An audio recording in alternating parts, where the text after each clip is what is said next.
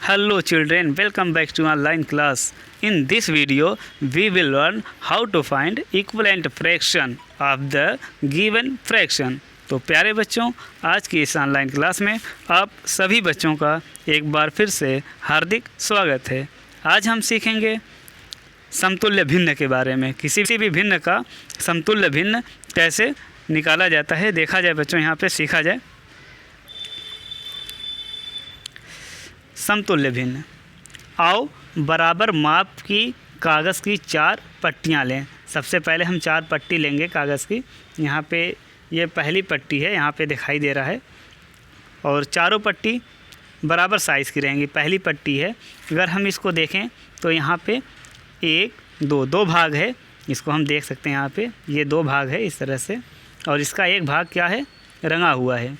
इसका एक भाग रंगा हुआ है। तो अगर हम इसको इस पट्टी को भिन्न के रूप में लिखना चाहें तो कितना लिखेंगे?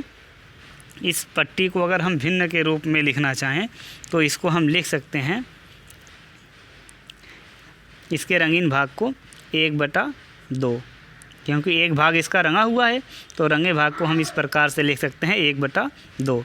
इसी तरह से अगर इसका 2 भाग रंगा हुआ रहे और पट्टी समान साइज़ की है, यानी बराबर पट्टी है, तो हम इसको इस प्रकार से लिख सकते हैं कि इसका 2 रंगीन भाग है और कुल भाग कितने हैं, 4 हैं। तो इसको हम लिख सकते हैं 2/4। इसके रंगीन भाग को लिखेंगे 2/4। और हम देख रहे हैं कि ये दोनों पट्टी जो है ये बराबर साइज़ की है ना। इसी तरह से ये तीसरी पट्टी है और इसमें कुल कितना भाग रंगा हुआ है, 3 भाग रंगा हुआ है, और ये भी उतनी ही बड़ी पट्टी है। तो हम इसको लिख सकते हैं 3/6, क्योंकि कुल भाग 6 हैं और 3 भाग रंगा हुआ है इसका। तो हम इसको लिखेंगे 3/6। तो इसको भिन्न के रूप में इस प्रकार से लिखा जाता है, जैसा कि तुम सब पिछली वीडियो में इसे सीख चुके हो। इसी तरह से यहाँ पे 4 भाग रंगा हुआ है, इसको हम लिखना चाहें तो लिख सकते हैं भिन्न के रूप में 4/8। इस तरह से हम इसको भिन्न के रूप में लिख सकते हैं। अब ये चूँकि चारों पट्टियाँ समान साइज़ की हैं, बराबर हैं, तो यहाँ पे अब इन पट्टियों को एक के नीचे एक सटा कर रखो और रंगे हुए भाग को देखो। तो देखो यहाँ पे बच्चों, यहाँ पे 1 भाग रंगा हुआ है और यहाँ पे 2 भाग रंगा हुआ है, यहाँ पे 3 भाग रंगा हुआ है और यहाँ पे 4 भाग रंगा हुआ है। लिख सकते हैं 1/2, इसको हम लिख सकते हैं 2/4, इसको हम लिख सकते हैं 3/6, इसको लिख सकते हैं 4/8। लेकिन इसको ध्यान से देखो, ये चारों जो पट्टियां हैं एक के नीचे एक रखी गई हैं। तो इन चारों में देखा जाए ध्यान से तो ये चारों पट्टियां जो हैं समान भाग इसके रंगे हुए, इसका आधा भाग रंगा हुआ है। फ़र्क यहाँ पे इतना है कि ऊपर में 2 भाग किया गया है, इसमें नीचे वाले में, उसके नीचे वाले में 4 भाग किया गया है, और इसके नीचे वाले में 6 भाग किया गया है, और उसके नीचे वाली पट्टी में 8 भाग किया गया है। लेकिन इसका आधा भाग रंगा हुआ है ना, आधा भाग रंगा हुआ है, तो इसमें भी आधा भाग रंगा हुआ है। तो इसको हम लिख सकते हैं 1/2, 2/4, 3/6, 4/8। तो जब चारों पट्टियों के रंगे हुए भाग आपस में बराबर हैं, यानी कि आधा आधे भाग रंगे हुए हैं, तो इसको हम आधा 1/2 लिख सकते हैं पहले भाग को। दूसरे भाग को हम लिख सकते हैं, दूसरे पट्टी को हम लिख सकते हैं 2/4, ये दूसरे का आधा भाग रंगा हुआ है।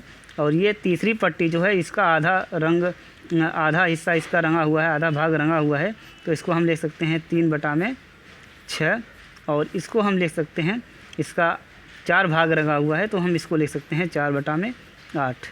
क्योंकि पट्टियाँ समान हैं, चारों पट्टियाँ बराबर हैं और इसके आधे भाग रंगे हुए हैं, तो ये आधे को हम इस तरह से भी रिप्रेजेंट करते हैं 1/2, और इसको 2/4 भी ले सकते हैं, 3/6 भी ले सकते हैं और 4/8 भी ले सकते हैं। तो इस प्रकार हम कह सकते हैं कि ऐसी भिन्नें जो समान भागों को दिखाती हों समतुल्य भिन्नें कहलाती हैं। यानी ये जो 1/2 है इस पूरी पट्टी का आधा भाग है, और 2/4 भी पूरी पट्टी का ये क्या है, आधा भाग है। 3/6 भी जो है पूरी पट्टी का क्या है, आधा भाग है। 4/8 भी जो है ये पूरी पट्टी का आधा भाग है। तो ये हम कह सकते हैं कि ऐसी भिन्नें जो समान भागों को दिखाती हैं वो क्या कहलाती हैं, समतुल्य भिन्नें कहलाती हैं। इसको यहाँ पे इंग्लिश में भी देखा जाए, 2 or more fractions are said to be equivalent if they are equal to the same fraction when we simplified. इसको हम इस तरह से भी कह सकते हैं कि जैसे 1/2 है और इसको 2/4 के बराबर लिखा जा सकता है, इसको 3/6 के बराबर लिखा जा सकता है और ये 4/8 के बराबर लिखा जा सकता है। ये चारों बराबर हैं। इसको अभी हम सिंप्लीफाइड करेंगे आगे तो समझ में आएगा। अब यहाँ पे देखो बच्चों, दिए गए भिन्न को समतुल्य भिन्न बनाना। एक ये भिन्न दिया गया है तो इसको कैसे समतुल्य भिन्न बनाएंगे, तो 1/2 है या आधा हम इसको कहते हैं। तो इसका समतुल्य भिन्न बनाने के लिए हम किसी भी नंबर से एक नंबर से गुणा कर रहे हैं, तो 2 से हम ऊपर गुणा कर रहे हैं और इसके अंश में भी 2 से गुणा कर रहे हैं और हर में भी 2 से गुणा कर रहे हैं, यानी समान संख्या से हम गुणा करेंगे। तो ये कितना प्राप्त होगा, 1 दूना 2 बटा में 2 दूना 4। इस तरह से हमारा ये 2/4 प्राप्त हो गया। इसी तरह से 2/4 है, हम इसको 2/4 को यहाँ पे देखो 2/4 यहाँ पे लिखा हुआ है। इसका समतुल्य भिन्न लिखना चाहें तो एक नंबर किसी भी नंबर से हम गुणा कर सकते हैं। 2 से हम ऊपर गुणा कर रहे हैं तो 2 से नीचे भी गुणा करेंगे। तो इस तरह से 2 दूना 4 और 4 दूना के 8। तो हम कह सकते हैं कि 1/2 का जो समतुल्य भिन्न है 2/4 भी है और 4/8 भी है। इसी प्रकार से 1/3 का समतुल्य भिन्न निकाला जाए। समतुल्य भिन्न निकालने के लिए किसी भी एक संख्या से गुणा करेंगे तो हम 2 से ऊपर गुणा कर रहे हैं, 2 से हम नीचे भी गुणा कर रहे हैं। 1 दूना के 2, 3 दूना के 6। तो इस तरह से 1/3 का समतुल्य भिन्न कितना आ गया, 2/6 आ गया। इसी तरह से 1/3 का दूसरा भी समतुल्य भिन्न निकाला जा सकता है। तो हम इसको ऊपर नीचे 3 से भी गुणा कर सकते हैं। समान संख्या से गुणा करना है तो 3 से ऊपर कर रहे हैं तो 3 से नीचे भी। तो इस तरह से 3 एकन्ने 3 और 3 तिरिके 9। तो इस तरह से 1/3 का समतुल्य भिन्न कितना आ गया, 2/6 आ गया, 3/9 भी आ गया। तो हमने यह सीखा कि भिन्नों के अंश व हर को एक ही संख्या द्वारा गुणा करने पर समतुल्य भिन्न प्राप्त किया जा सकता है।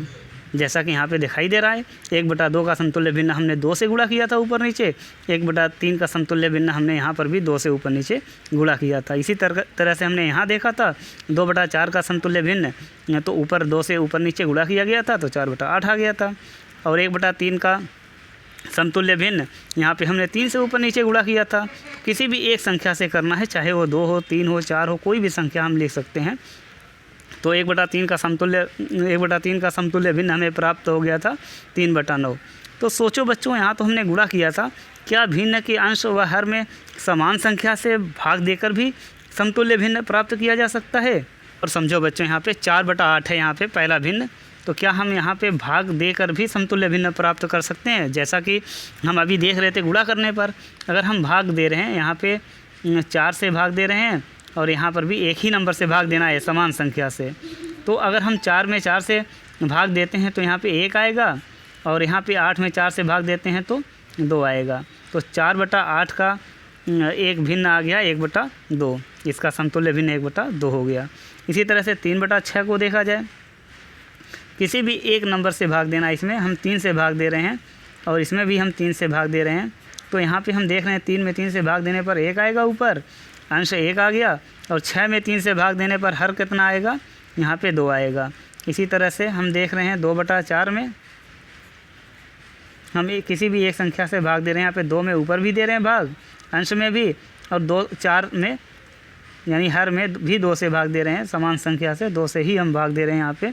तो यहाँ पे 2 में 2 से भाग करेंगे 1 आएगा, 4/2 में 4 में 2 से भाग करेंगे तो 2 आएगा। तो इस प्रकार से हम कह सकते हैं कि यहाँ पे 1/2, 1/2, 1/2 तीनों का मान बराबर आ गया। तो 4/8, 3/6 और 2/4 ये क्या हैं, आपस में बराबर हैं, यानी ये समतुल्य भिन्न हैं।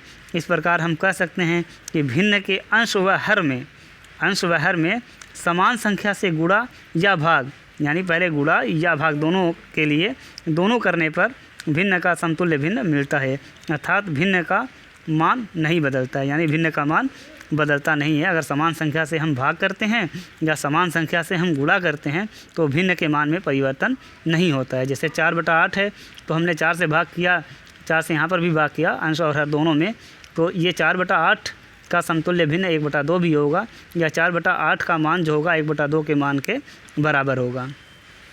अब आगे हम देख रहे हैं समतुल्य भिन्नों की जांच करना। किस प्रकार से समतुल्य भिन्न की जांच करेंगे कि क्या यह भिन्न क्या भिन्न 2/3 एवं 6/9 समतुल्य हैं। यहाँ पे चेक किया जाए, जांच किया जाए। तो इसकी जांच करने के लिए हम तिरछा गुणा करते हैं या वज्र गुणन करते हैं। देखा जाए 2/3 है, 6/9 है। इसमें हम चेक करें कि क्या यह भिन्न समतुल्य भिन्न है अथवा नहीं।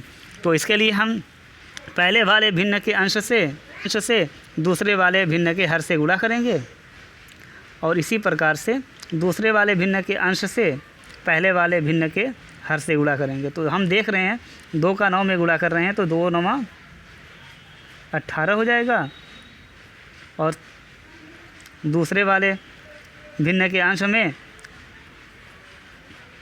पहले वाले भिन्न के हर से गुणा करेंगे। इसको वज्र गुण बोलते हैं, क्रॉस गुणा करते हैं, तिरछा गुणा करते हैं। तो 6 यहाँ पर भी 18 आ गया। तो हम यहाँ पे तिर्यक गुणा कर रहे हैं, तिरछा गुणा कर रहे हैं। तो क्या प्राप्त हो रहा है, दोनों में नंबर ये बराबर प्राप्त हो रहा है। तो हम कह सकते हैं कि 2/3 जो है, अतः 2/3 एवं 6/9 समतुल्य भिन्न हैं। समतुल्य भिन्न हैं क्योंकि हमने चेक कर लिया वज्र गुणन की सहायता से, तिरछा गुणा करके हमने चेक किया तो दोनों में नंबर बराबर आ रहा है। यानी 18 इसमें भी आ रहा है, 18 इसमें भी आ रहा है। तो ये 2/3 और 6/9 जो है ये क्या है, समतुल्य भिन्न हैं। अगर बराबर नहीं आएगा तो समतुल्य भिन्न नहीं होगा। तो हम कह सकते हैं कि दो भिन्नों का वज्र गुणनफल एक समान हो तो वह समतुल्य भिन्न होता है। आगे देखा जाए, यहाँ पे कुछ अभ्यास कार्य दिए गए हैं। यहाँ भिन्नों को देखो, समझो और खाली जगह भरो। तो ये समतुल्य भिन्न पर आधारित प्रश्न है, अभ्यास कार्य हैं। 1/2 है तो 1/2 का समतुल्य भिन्न, यानी कि यहाँ नीचे तो हर में 4 दिया है लेकिन ऊपर यहाँ पे भरना है। तो ये कैसे भरा जाएगा, यहाँ पे हम बता दे रहे हैं एक सवाल। 1/2 है और हम नीचे 4 लिखने के लिए हमें ऊपर क्या करना पड़ेगा, नीचे 2 से हमें गुणा करना पड़ेगा। तो नीचे जब 2 से गुणा कर रहे हैं हर में, तो ऊपर भी 2 से गुणा करना पड़ेगा, अंश में भी। तो समान संख्या से गुणा हो जाएगा। तो हम देख रहे हैं 1 का 2 में गुणा करेंगे तो 2 का 2 में गुणा करेंगे तो कितना आएगा, 4 आएगा। तो नीचे तो 4 है, हर में 4 है, तो इसमें अंश में कितना भरा जाएगा, यहाँ पे 2 भरा जाएगा। यहाँ पे जैसा कि दिखाई दे रहा है, ऊपर 2 लिखा है, अंश में 2 है तो यहाँ पे 2 भरा जाएगा। क्योंकि 1/2 जो होगा 2/4 के समतुल्य होगा, बराबर होगा। तो नीचे हमने देखा यहाँ पे हर में 4 लिखा है, तो यहाँ पे कितनी संख्या से गुणा किया जाए। यहाँ 2 पहले से दिखाई दे रहा है तो हमने 2 से गुणा किया नीचे। तो इस तरह से 2 से जब नीचे गुणा कर रहे हैं, हर में गुणा कर रहे हैं, तो 2 से ही अंश में भी गुणा करेंगे। इसी तरह से यहाँ पे देखा जाए, यहाँ पे तो अंश में पहले वाले के अंश में दे दिया है, तो यहाँ क्या भरा जाएगा, जबकि नीचे 4 है और इधर वाला स्पष्ट दिखाई दे रहा है 9 है और ये 12 है। ये 12 है और यहाँ पे 4 है, यानी कि यहाँ पे 12 से कम 4 है, यानी कि इसमें भाग किया गया है। तो 12 में कितने से भाग किया जाए कि 4 आ जाए, यानी 3 से भाग करेंगे। तो 3 से जब नीचे भाग करेंगे तो 3 से ऊपर भी भाग करना पड़ेगा। तो 9 में 3 से भाग करेंगे तो यहाँ कितना आ जाएगा, 3 आ जाएगा। और 12 में 3 से भाग करेंगे तो यहाँ 4 आ जाएगा। तो समान संख्या से भाग किया गया तो ये ऊपर का अंश और हर आ गया यहाँ पे। इस तरह से बाकी सवाल दिए गए हैं, इसको आपस में आप लोग लगाते रहिए। एक सवाल और देख लिया जाए यहाँ पे।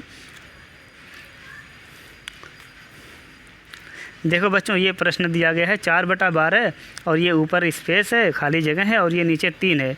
तो देखो यहाँ ऊपर कैसे भरा जाएगा, जबकि यहाँ 4 है, यहाँ 12 है, जबकि यहाँ 3 दिया हुआ है। तो 12 में कितने से भाग करेंगे, 3 आ जाएगा। 12 में हम 4 से भाग करेंगे तो 3 आ जाएगा। और यहाँ पर भी 4 में भी 4 से भाग करना पड़ेगा, तो पता चल जाएगा यहाँ पे क्या भरा जाएगा। 12 में 4 से भाग करेंगे 3 आ गया और 4 में 4 से भाग करेंगे तो 1 आ जाएगा, तो यहाँ पे 1 भरा जाएगा। इसी तरह से यहाँ पे 15 है और यहाँ पे 21 है, तो यहाँ पे 5 दिया हुआ है, जबकि यहाँ पे कितना भरा जाएगा। तो समान संख्या से भाग या गुणा करते हैं समतुल्य भिन्न के लिए। तो यहाँ पे 15 है और यहाँ पे कितना है, 5 है, तो यहाँ पे कितने से भाग किया जाएगा, 3 से भाग किया जाएगा। तो तब 3 5 15, यहाँ 5 आ जाएगा। 15 में 3 से भाग करेंगे तो 5 आ जाएगा। इसी तरह से यहाँ पर भी 3 से भाग करना पड़ेगा, क्योंकि समान संख्या से भाग किया जाता है, या गुणा करना रहता है तो समान संख्या से गुणा किया जाता है। तो यहाँ पे 3 7 21 हो जाएगा, यानी यहाँ 7 भरा जाएगा। तो ये सब प्रश्न दिए गए हैं। बाकी इसको अभ्यास कार्य घर पे करते रहिए। Okay, bye bye, thank you for watching this video.